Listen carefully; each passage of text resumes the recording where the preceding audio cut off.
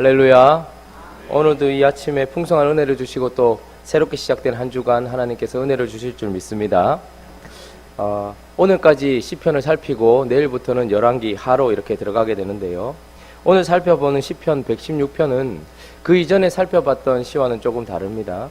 우리가 114편을 통해서는 하나님께서 역사적으로 하셨던 일, 그러니까 이스라엘이라는 민족의 과거의 역사를 바라보니까 하나님께서 찬양받으실 만한 분이다라는 것을 드러냈어요. 그러니까 이것은 어떻게 보면 객관적인 사실을 바라보면서 하나님을 찬양했다면, 오늘 이 시는 어떤 객관적인 민족의 사실이나 역사를 찬양하는 것이 아니고 자기 개인의 삶에 역사하신 하나님을 찬양하고 있는 것입니다. 그러니 사실 진정한 찬양이지요.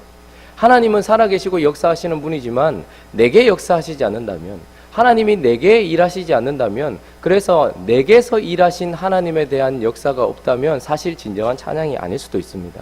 그러나 오늘 이 시편은 하나님께서 자기에게 역사하셨던 개인적인 하나님의 경험을 토대로서 하나님을 높이고 있는 시입니다. 그래서 이곳에 가장 많이 쓰인 단어는 내가, 나, 내. 그러니까 자기 개인적인 인생 가운데 역사하셨던 확실한 경험을 가지고서 하나님을 찬양하고 있는데요. 그런데 이 시인이 어떻게 하나님을 진짜 경험하여서 찬양하는 자가 되었는가, 그는 어떤 사람이었는가를 우리가 먼저 한번 살펴볼 필요가 있습니다. 왜냐하면 모든 사람이 신앙생활을 하고 하나님의 말씀 앞에 서며 살아계신 하나님을 대하고 있지만 그 인생이 찬양으로 넘어가지는 않거든요. 그런데 오늘 이 시인은 하나님을 경험하고 하나님을 찬양했단 말이죠. 그러니까 이 사람은 도대체 어떤 사람이었는가 우리가 살펴볼 필요가 있는데, 그 사람의 이름이나 개인적인 어떤 상황의 구체성은 나타나지 않지만 그가 하나님을 어떻게 찾았는지는 우리가 오늘 살펴볼 수 있습니다. 3절, 4절 우리 한번 읽어볼까요? 자, 시작.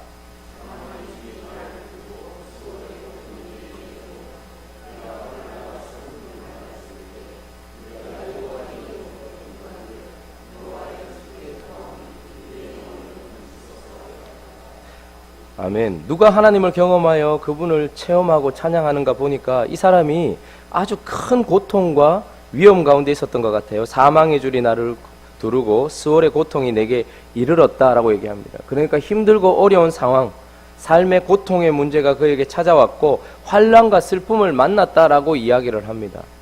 그런데 그랬을 때에 그는 어떤 사람이었는가 보니까 여호와의 이름으로 기도하기를 여호와여 주께 구하오니 라고 이야기하며 하나님을 찾았던 사람이다라는 것을 우리가 좀 보게 됩니다. 여러분, 고통 가운데 부르짖는 사람은 많지만 고통 가운데 여호와께 부르짖는 사람은 많지 않습니다. 누구든지 이 고통 가운데서 나를 해결해 주면 되지, 그것이 꼭 하나님이어야 할 필요는 없는 것이죠. 그러나 누가 하나님을 경험했는가 보니까 이는 큰 고통과 환난 가운데서 하나님을 찾았던 사람, 정확하게 하나님께 방향을 맞추고 초점을 맞추어서 여호와여라고 부르며 하나님이 나를 구원해 주셔야 된다라고 하나님만 의지했던 사람이 하나님을 결국 경험하게 되더라는 것이죠. 그래서 그에게 찾아온 이 수월의 고통과 그리고 이 사망의 줄은 하나님을 찾게 되는 수단이 되고 통로가 되었던 것이고, 그 가운데서 하나님을 찾음으로 말미암아 그가 하나님을 경험하게 되었다라는 것이죠. 시편에 가장 많은 감동을 주는 시인이 다윗 아닙니까? 시편 63편 한번 찾아보십시오. 시편 63편. 그가 어떻게 이렇게 많은 시들을 지으며 하나님을 그렇게 깊이 경험했는가? 어떻게 그럴 수 있었는가? 그의 특징도 보면 시편 63편 1절 한번 같이 한번 읽어볼까요? 자, 1절 시작. 하나님이여 주는 나의 하나님이시라. 내가 간절히 주를 찾되 물이 없어 마르고 황폐한 땅에서 내 영혼이 주를 갈망하며 내 육체가 주를 앙망하네. 다윗의 특징이 오늘 나타나는데, 그는 하나님을 정확하게 부르고 있습니다. 그런데 그가 힘들고 어려운 유다 광야에 있을 때 이 찬양을 했다라고 얘기합니다. 광야는 아무것도 없는 것이죠. 그런데 그가 주를 찾았다라고 얘기하는데, 물이 없어 마르고 황폐한 땅에서, 여러분, 물이 없어 마르고 황폐한 땅에서는 물을 찾아야 됩니다. 그런데 그곳에서 그는 어떻게 했다고 얘기합니까? 여호와를 찾았다고 얘기합니다. 여러분, 돈이 없어 황폐한 땅에서는 돈을 찾아야 됩니다. 이게 인지상정입니다. 그런데 하나님을 경험하는 사람은 그 가운데서 그것을 찾지 않고 하나님을 찾았다 이야기합니다. 건강이 없어 메마른 땅에서 많은 사람들은 건강을 찾습니다. 그런데 하나님을 경험하는 사람은 그곳에서 하나님을 찾았다 이렇게 이야기를 하고 있는 것입니다. 그래서 오늘 이 시편 116편을 탄생시킨 이 시인의 마음, 그리고 시인의 이 체험, 그리고 시인을 만나주신 하나님, 그가 어떻게 했다고요? 모든 상황 가운데서, 여러분, 죽음이라는 것은 가장 두려운 것입니다.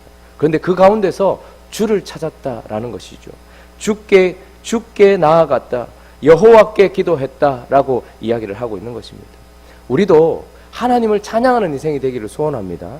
그런데 물론 하나님은 우리에게 경험되어질 것입니다. 하나님께서는 우리에게 역사하실 것입니다. 그런데 한 가지 중요한 것이 있습니다. 누가 하나님을 찬양하고 누가 하나님을 경험하는가? 그것은 우리의 상황 속에서 말로만이 아니라 실제로 하나님을 찾는 자, 그가 하나님을 경험하더라 하는 것입니다.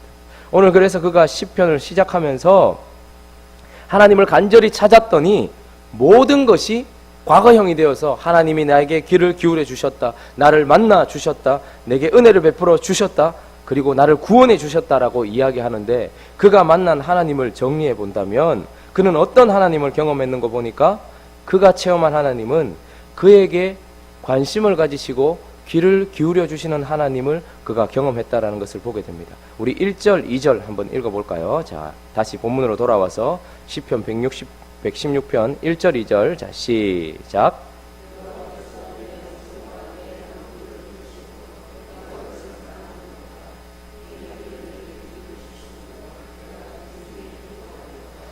그가 경험한 하나님, 내 음성, 내 간구를 그 하나님께서 어떻게 하셨다고요? 들으셨다. 그의 귀를 내게 기울이셨다. 이렇게 얘기합니다. 여러분, 시편 114편에는 역사적인 하나님, 객관적인 하나님을 찬양한 시라면 시편 116편은 그것과 비교되는 개인의 찬양이 담겨 있죠. 그런데 그 앞에 있는 시편 115편은 이제 하나님에 대한 반대 개념이 나오는데 우상에 대해서 이야기를 해요. 시편 115편을 시작하면서 4절 한번 보십시오.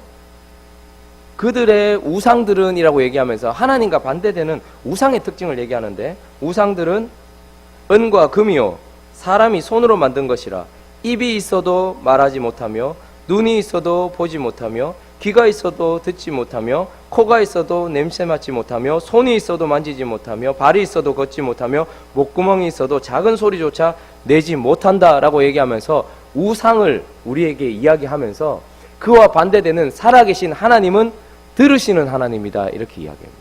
살아계신 하나님은 우리의 작은 소리도 들으시는 하나님이다 이렇게 얘기하면서 우상과 반대되는 살아계신 하나님에 대해서 이야기를 합니다. 그런데요, 귀가 있고 들을 수 있다고 해서 다 듣는 것은 아닙니다. 지금 시인이 노래하는 것은 하나님은 들을 수 있는 분이다, 하나님은 우리의 작은 신음도 들을 수 있는 귀가 있는 분이다, 말할 수 있는 목구멍이 있는 분이다, 지금 그걸 이야기하는 것이 아니라 그런 살아계시고 역사하시는 하나님이 우리에게 관심을 가지고 계시고 우리를 그렇게 사랑의 눈빛으로 바라보고 계신다라는 거예요. 여러분, 소리가 들린다고 다 듣는 것이 아닙니다. 인격적인 존재는 귀로 듣는 게 아니고 사실 마음으로 듣는 것입니다. 옆에서 응급실을 갔는데요, 옆에서 피를 철철 흘리면서 죽어가는 사람의 비명소리보다 제 아이 크루프 때문에 기침 콜록콜록 하는 소리가 제겐 더 크게 들리더라고요.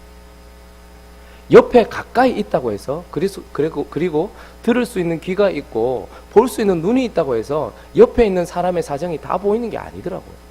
저는 목사다 보니까 사람들의 진심을 참 많이 듣게 됩니다. 근데 어떤 분이 저하고 얘기를 하면서 죽고 싶다고 이야기를 하는 거예요, 남자분이. 왜 그러냐? 그러니까 아내가 지금 수술을 앞두고 있는데 암이라는 거예요. 가망이 별로 없다는 거예요.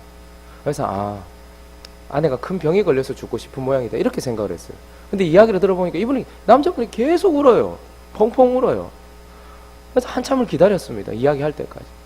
그래서 자기가 몹쓸 짓을 했다는 거예요. 회사에서 만난 어떤 여자에게 눈이 멀어가지고 몇 년을 그냥 그 여자한테 막 이렇게 마음이 뺏겨가지고 그렇게 살았다는 거예요. 아내는 그걸 다 알고 있는지 모르고 있는지. 근데 자기가 번 돈 족족 그 여자한테 다 썼다는 거예요. 근데 이제 이 여자하고 관계가 정리되고 나니까 집에 돌아오게 됐는데 그 전에 그 부인이 자기에게 병원 한번 같이 가자고 그렇게 이야기를 했는데 이 여자하고는 해외도 나가면서 자기 아내가 병원 한번 가자는 그 이야기에 자기가 시간 없다고 그렇게 했었는데 나중에 시간이 지나서 아내가 혼자 병원 갔다 와서 하는 이야기가 여보 나 암이래 이렇게 얘기하는 거예요. 이거 다 정리되고 보니까 이제 뭔가 보이는 거예요. 그래서 수술을 해야 되는데 입원을 하면서 아내의 그 짐을 좀 챙겨오라는 거예요. 집에 가보니까 빨래가 이렇게 널렸는데 뭐 속옷도 챙겨오라고 하고 뭐 여러 가지 챙겨오라고 하잖아요.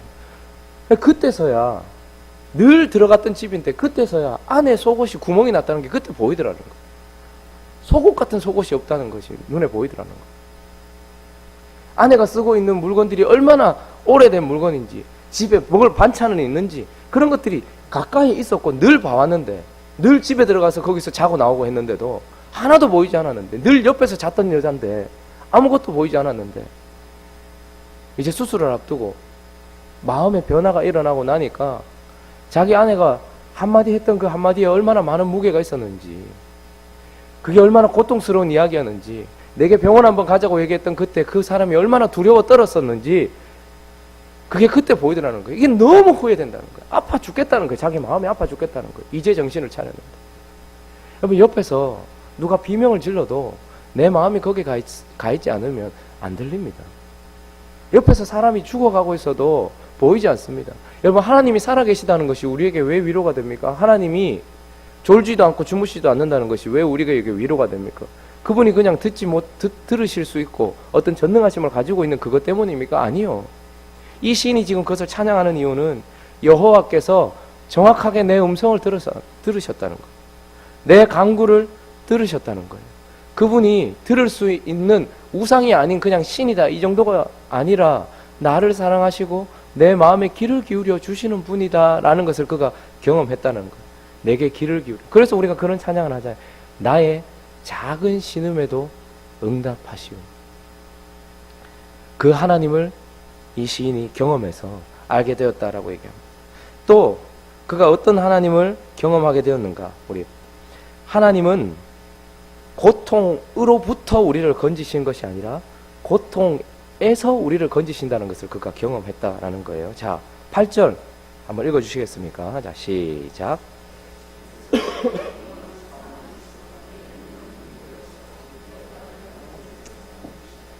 주께서 내 영혼을 사망에서 건지셨대요.